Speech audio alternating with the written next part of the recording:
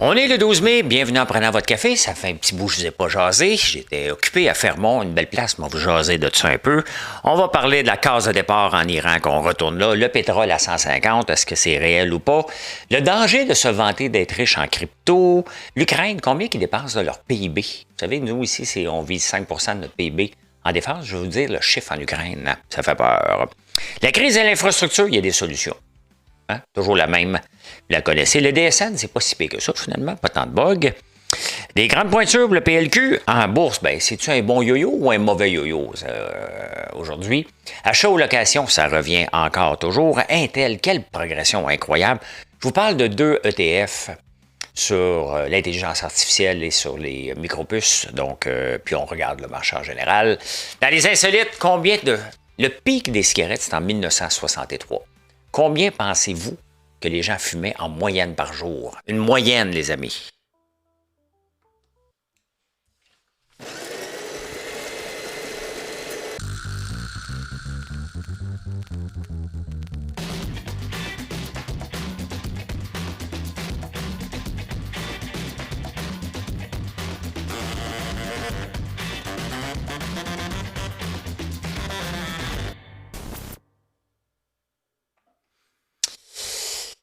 J'ai été à Fermont.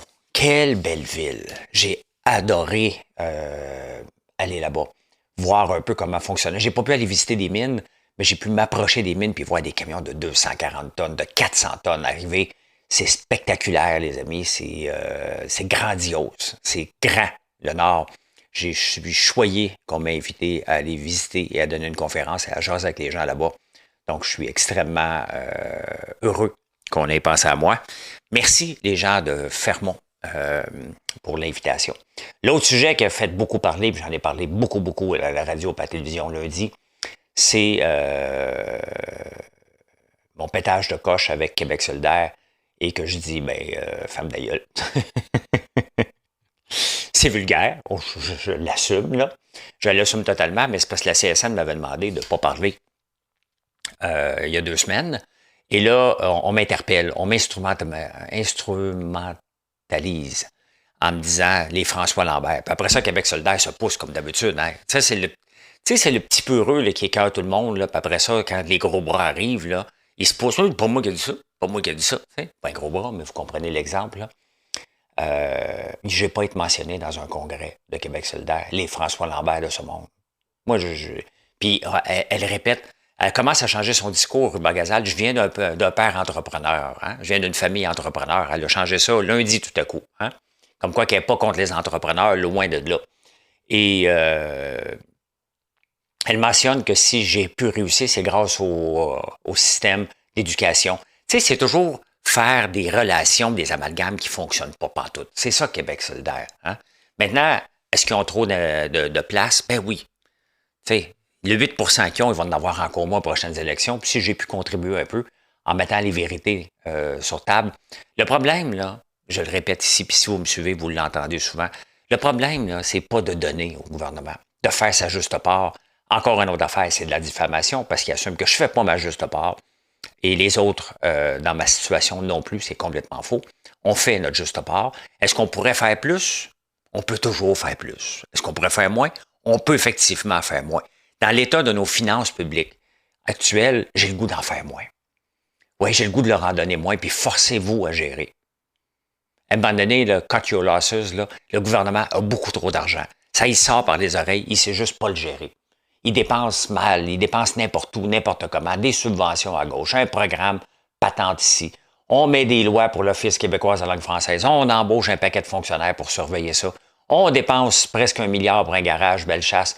Une autre application pour la STM de 135 millions pour un tap and pay. La STM qui se lance dans la construction de condos. Tu sais, à un moment donné, c'est tous nous autres qui financent ça, ces foleries-là. Là, fait que calmons-nous, là, ils en ont trop d'argent. Serrons leur ceinture, apprenons-la à gérer. S'ils ne sont pas capables de gérer, ben on leur congédie. Ça arrive de congédier des gens. C'est quand la dernière fois vous avez eu, supposons, un département complètement fermé au gouvernement. Ben voilà.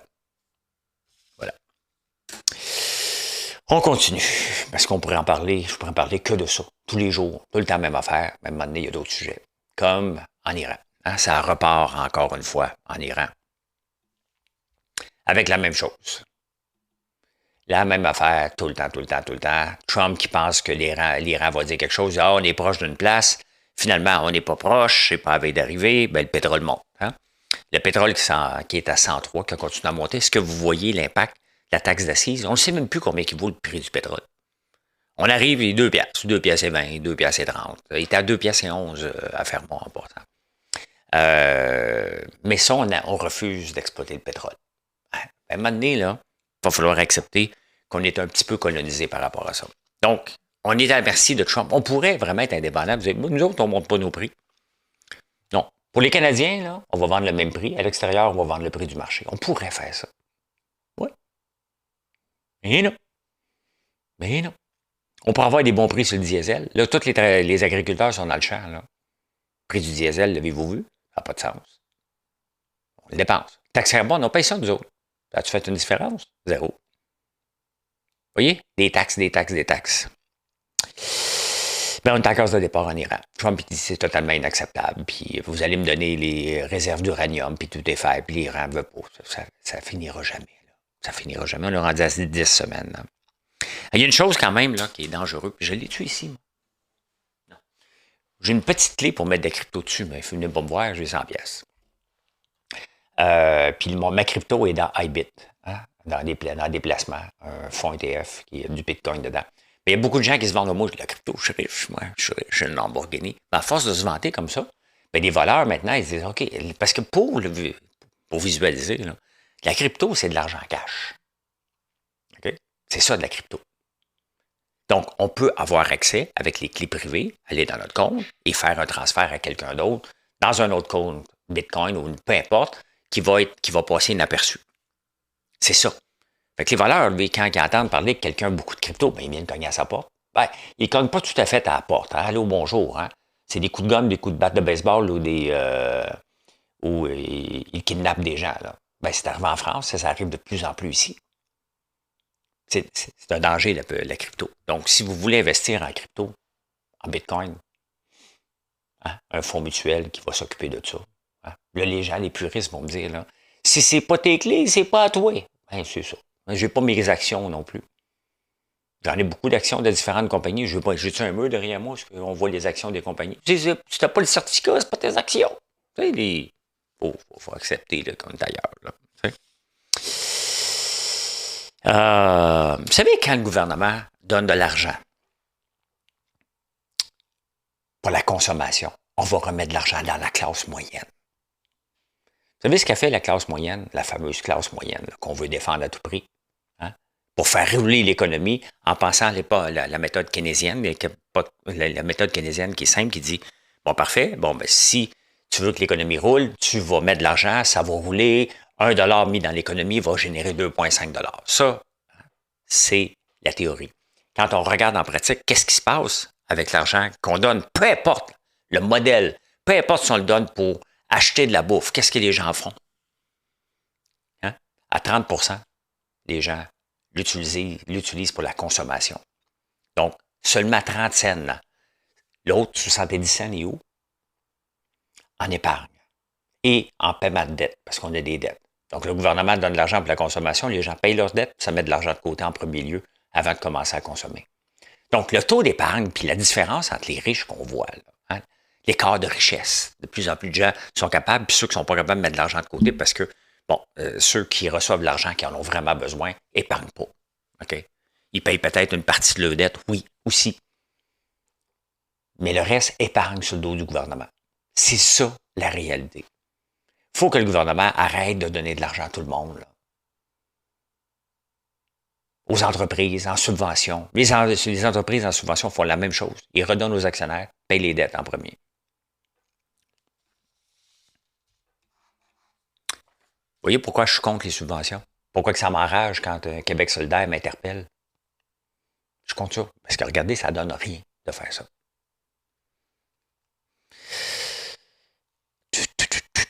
Le numéro 1, c'est 30 cents sans vos actionnaires. Quand le gouvernement donne une pièce en subvention, il y a 30 cents sans vos actionnaires. Dans le cas de Lyon Électrique, c'est encore pire parce qu'on a donné 200 millions et seulement un seul actionnaire est parti avec 50 millions dans ses poches. Et lui, il est mort de rire en tabarnouche. En Ukraine, le PIB le PIB de l'Ukraine, là, ce qu'ils dépensent en défense. On s'en doute un peu, là.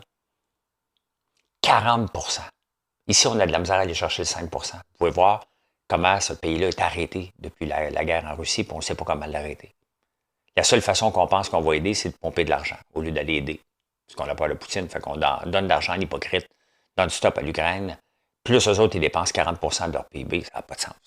Ça n'a pas de sens.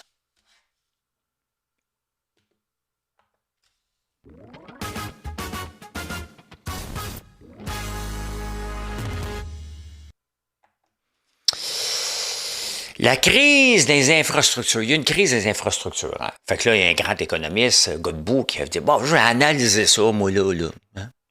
Moi, j'ai analysé, là, puis là, ben, il manque d'argent. C'est ça qui arrive. On a une crise des infrastructures dans les villes parce qu'il manque d'argent. Fait que, on va monter les impôts fonciers. Vous voyez comment on est complètement débile. Ben oui, il manque d'argent. Il manque pas d'argent. Il y a trop de fonctionnaires qui sont payés à rien faire. On dépense mal, on gère mal nos budgets, on gère mal nos constructions. Pensez-vous qu'il manque d'argent dans les villes? Chaque ville qui a un nouveau condo, OK, a une nouvelle entrée d'argent. C'est comme ça. Qu'est-ce qu'ils font les villes? Retardent les permis jusqu'à 541 jours. Soraya va avoir 120 jours. Mais 120 jours, 541 jours, tout ce temps-là, tu te prives de revenus potentiels. On n'a pas besoin d'augmenter les impôts fonciers, on a besoin d'augmenter le nombre de constructions. Mais les grands économistes ne sont pas capables de comprendre ça. À un moment donné, le contribuable, là, il y a combien de taxes de tout bord, de tout côté qu'il est capable d'absorber avant de commencer à faire rouler l'économie, puis dépenser, puis profiter de la vie de son salaire? Québec solidaire ne comprend pas ça. C'est, ben oui, mais la famille moyenne n'est pas capable d'arriver. Hein? Ben oui, mais je comprends. Il y a des taxes un peu partout. Une carte opus, c'est rendu 150$. Peut-être pas pour les étudiants, mais pour un adulte. 2 adultes payent 150$, 300$ par mois pour utiliser un système qui pourrait être gratuit. Qui coûterait moins cher. Gratuit coûterait moins cher aux contribuables que le système qu'on s'est payé là en ce moment. C'est ça que vous allez toujours entendre parler ici. Je vais toujours vous parler que le gouvernement a assez d'argent, je vais toujours vous donner des exemples. Ça, c'est la réalité. Il faut la dire à un moment donné. Ben, le DSN a été lancé lundi. Ah, il va y avoir des petits bugs. Là. Je pense que lundi matin, il y a eu un bug majeur. Ben oui, il va en avoir. Ben oui, c'est normal. C'est la rapidité avec laquelle on va les corriger qu'on va voir si on a une belle équipe derrière. Il y avait quand même 3200 personnes sur un pied d'alerte le samedi. Ça a fonctionné. Il faut accepter. Là, ça a été coûté 400 millions. Il faut que tout le monde mette l'épaule à la roue et dire OK, ben quand il y a eu un bug, je l'ai trouvé, il faut en parler, ramasser des données. C'est comme ça. J'ai fait assez de mise en production là, que je sais pas mal comment ça se passe. Et c'est comme ça qu'on va le régler. On ne peut plus reculer en arrière. Il faut avancer à un moment donné. Il faut avancer. Le dossier numérique, il faut que les fax prennent le bord à un moment donné. Hey, il va y avoir des grosses pointures au PLQ.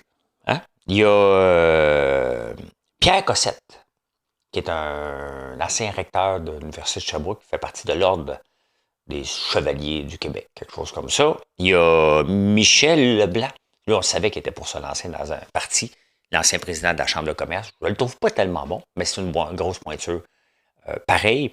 Donc, ça fait le plein. Là. La CAQ, il va falloir qu'elle en trouve un peu. Tu sais, on s'entend que dans la prochaine élection, si ça continue comme ça, la CAQ et Québec solidaire vont faire pitié un petit peu. Là. Ça va être vraiment... On revient à la base qui est libérale contre le Parti québécois. Tout le temps, tout le temps, tout le temps. Tout le temps. Vous savez, acheter partir une ferme, même une ferme bovine où il n'y a pas de lait.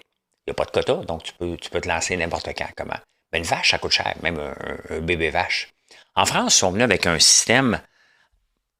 écoute, c'est-tu intéressant? C'est pas intéressant. C'est pas grave, je vous en parle. C'est juste ça qui est important. Bovicash, une solution de financement spécialisée pour financer l'activité d'élevage au bon rythme. Donc, je n'ai pas tout lu, mais allez voir bovicash.com. C'est ça que, tu sais, on s'attend à l'UPA, au gouvernement, d'arriver avec des idées comme ça, parce que ça coûte cher. Mettons que moi, je voudrais me lancer là-dedans, là. Ben, faut que je mette, mettons, je vais avoir 100 vaches, là. En plus de faire des clôtures, faire le foin, les nourrir, ben, il faut que j'achète les têtes, hein. Ça coûte cher. Ça coûte très cher. En France, ils sont venus avec Bovicash. Donc, tu peux financer tes bovins.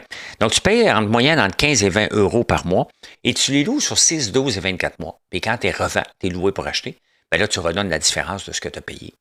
Un organisme. Ben, l'organisme qui t'a financé. Pas fou, hein? Quand tu y penses, là, c'est ça, apporter des solutions. Est-ce que ça va marcher ou pas? Je ne sais pas. Mais c'est ça, apporter des solutions constructives, de voir, OK, regarde, c'est une limite. Le cash, là, il est une limite. Donc, si on peut financer, donc ils vont mettre, je pense, 100 millions d'euros là-dedans. Donc, si cet organisme-là, pourquoi l'UPA ne vient pas avec des idées de même, avec les cotisations des membres? Pourquoi qu'on voit toujours ça ailleurs? Quand est-ce qu'on a vu vraiment des programmes pour aider la relève agricole? Tenterais peut-être, moi, de me lancer si je ne suis pas obligé d'acheter un gros cheptel, parce que tu n'achètes pas 2-3 vaches, là. Mettons, tu vas en avoir 100, 200, 300. C'est ça. C'est ça des idées innovatrices.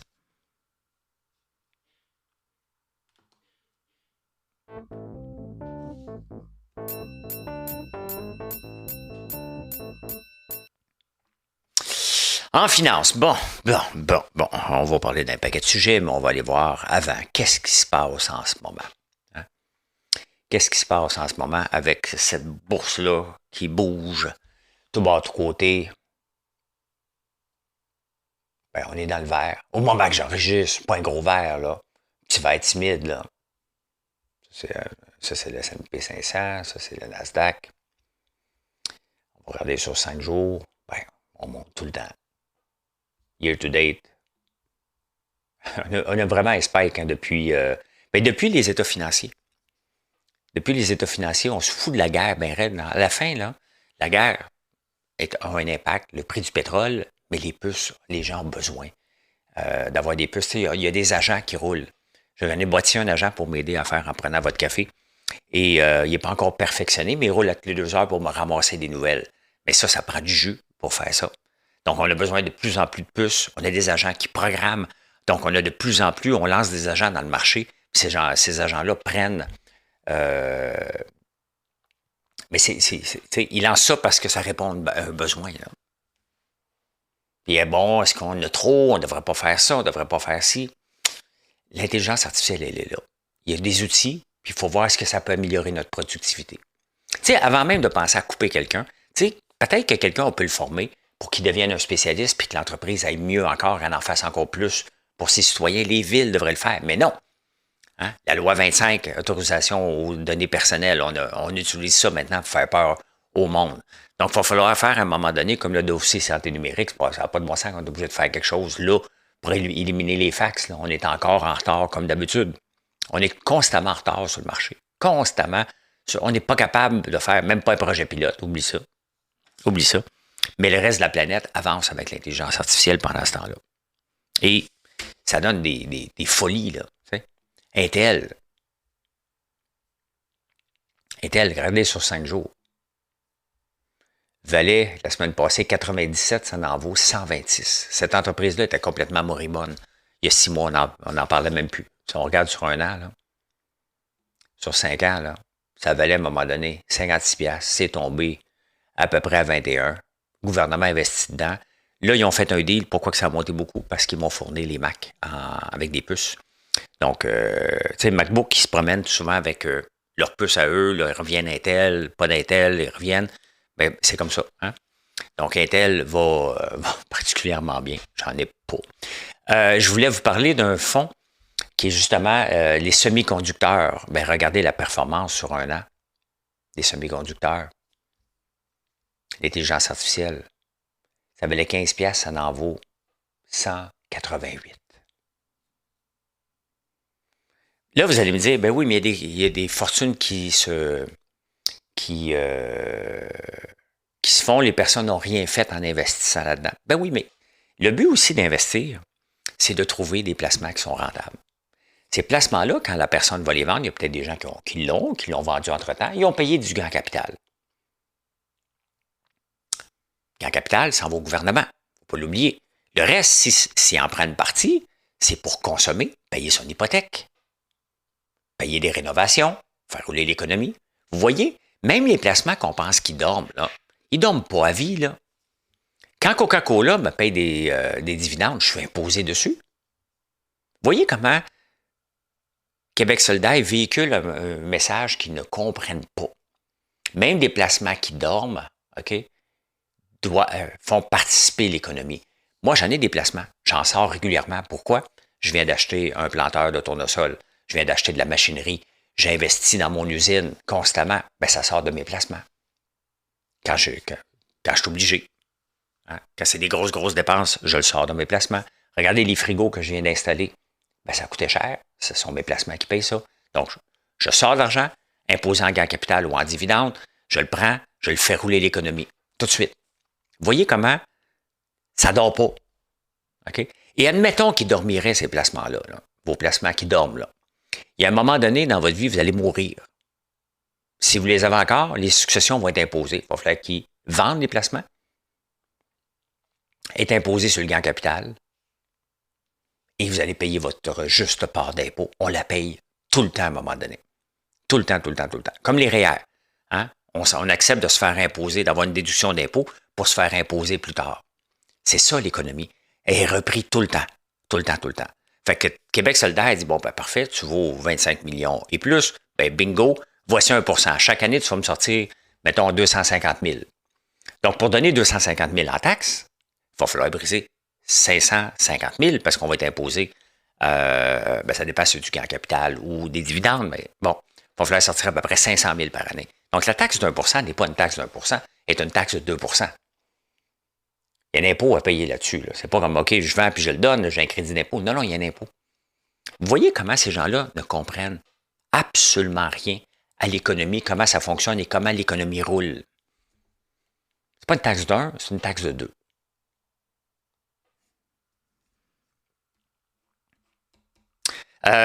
Ça, c'était SO Excel que je vous ai présenté, désolé. SO Excel, c'est 3 fois les semi-conducteurs, donc c'est pour ça que ça a rapporté beaucoup. Si ça plante, ça va planter en tabarnouche. C'est 3 fois vers le haut, 3 fois vers le bas, ne l'oubliez pas. Hein. Il y en a un autre qui s'appelle Chat, merci à SunBTC qui m'en a parlé. Chat, ben, c'est l'intelligence artificielle. L'AI puis la technologie ETF. Un autre super placement sur un an. Les autres sont là depuis quand? Depuis 2023. Donc, c'était lancé à 25$, ça en vaut 87. Partez pas en peur, là. OK? On est dans une bulle. Est-ce que la bulle va éclater puis retomber à zéro? La réponse, personne ne la connaît. On a dit non, mais je ne connais pas plus que vous autres. Mais les entreprises font de l'argent. Il ne faut pas avoir peur comme la bulle en l'an 2000. Il faut être conscient qu'on est dans une bulle. Mais c'est une bulle comme les chemins de fer qui durent 50 ans? Hein? On ne le sait pas. On ne le sait pas. Il y a des grandes richesses qui se créent en ce moment. Puis quand ça va péter, bien, il y a des grands drames qui vont se passer aussi. Mais ça, là, ça nous appartient de savoir à quel moment qu'on rentre dans le marché, combien de temps qu'on reste dans le marché, puis à quel moment qu'on sort de ce marché-là. Ça, vous devez prendre vos propres décisions par rapport à ça. Si vous sortez, vous allez payer du gain capital. Donc, vous allez en remettre une partie au gouvernement. C'est simple, c'est ça l'économie que ne comprend pas Québec solidaire. Je ne veux pas parler que de Québec solidaire, mais ce genre de mesures-là, quand on dit n'importe quoi, à un moment donné, on est allé voir les économistes, tout ça, ben non, mais il y a des taxes à payer lorsqu'on brise les placements. Puis les gens en brisent les placements parce qu'ils vivent de leurs placements. Mettons que quelqu'un aurait 25 millions de placements, là, un retraité. Là. Il vit de quoi de ses placements? Qu'il a mis de côté. Puis il va payer de l'impôt. Ben, ça tombe bien. Quand il commence à l'utiliser, il est sur le bord de mourir en même temps. Tu parles d'une affaire, toi. Fait que le gouvernement va tout ramasser.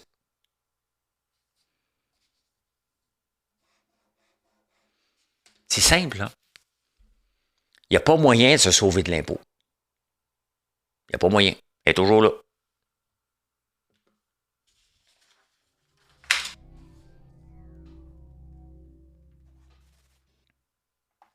Ben, dans les insolites, hein? Les aliments ultra transformés. Moi, j'en ai pas. Je regarde ça, j'en mange pas, moi. Une fois de temps en temps, un McDo, une pizza, c'est très rare, là. Mais une pizza, c'est-tu vraiment ultra transformé? Non, je pense pas, là. Mais c'est responsable de 30% des problèmes cardiaques chez les adultes et 49% chez les enfants. Pourquoi? Parce que c'est la combinaison de gras, sucre et sel. vive une salade de pois chiches avec des sardines. Un petit peu de brocoli à côté. C'était mon repas revenant de Fermont, désolé. Et en 1963, c'était le pic de la consommation des cigarettes en Amérique du Nord. Vous savez combien les gens en consommaient par année? 4 345 en moyenne. Ça, c'est 12 cigarettes par jour. En moyenne, en 1963. Complètement débile. Donc, c'est sûr que lorsqu'on écoute des films de cette époque-là, bon, on voit des gens fumer non-stop, ben c'est ça. Le linge qui puait, la laine qui pue. Dégueulasse. Hein? Tu prends un café dans un verre de styrofoam après. Hi! Allô bébé, comment ça va? C'est encore pire que la laine du matin. Ça n'a pas de sens. En terminant, des fois, on se fait comparer à des légumes. Hein? On pourrait se faire comparer à un fruit aussi, une fraise. On partage 60% de notre ADN avec la fraise. Ben, venez nous voir sur françoislambert.one et on se dit ceci. Je sais que c'est en anglais. Hein? Ça ne me dérange pas. Mission accomplished. Merci d'être là, puis venez nous voir sur françoislambert.one. Bye.